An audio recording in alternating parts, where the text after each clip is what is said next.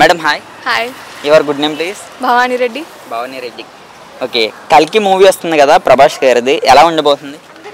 Already అది వస్తాం బాగానే ఉంటుంది. ఆయన గురించి డిస్క్రైబ్ చేయడానికి కూడా ఎవరికి వర్డ్స్ రావు. ఫస్ట్ చాలా మంది కల్కి మూవీ మీద ట్రోల్ చేస్తున్నారు కదా, మీరు దాన్ని ఏ విధంగా తీసుకుంటారు? ఎవడో ట్రోల్ చేసిండని దాన్ని పట్టుకొని కూర్చుంటామా? ఎట్లయినా ఆయనకు ఉండేది బేస్ అవన్నీ ఒకటే. ప్రభాస్ గారు నెక్స్ట్ కమల్ హాసన్ గారు, అమితాబ్ బచ్చన్ గారు ఇద్దరితోనే ఒకే స్క్రీన్ మీద షేర్ చేసుకోబోతున్నారు స్క్రీన్. ఎలా ఉండబోతుంది? అందులో ఆయననే హైలైట్ అయిపోతాడు ఫస్ట్. ఎంత ఏ హీరోస్ వచ్చినా కానీ ఆయనకు మించిన వాళ్ళు ఎవ్వరు లేరు కాబట్టి ఆయననే హైలైట్ అవుతాడు. కల్కి నుంచి బుజ్జి అన్న క్యారెక్టర్ రివీల్ అయింది కదా రీసెంట్ గా, చూసారా? చూసాను. ఎలా ఉంది? బాగానే, చాలా బాగుంది. ఆయన అన్న బుజ్జి అనేవాడు ఆయన చెప్పడం ఇది ఇంకా బాగుంది. ఇంకా బాగుందా? బుజ్జి గడ మళ్ళీ గుర్తుకొస్తున్నాడా?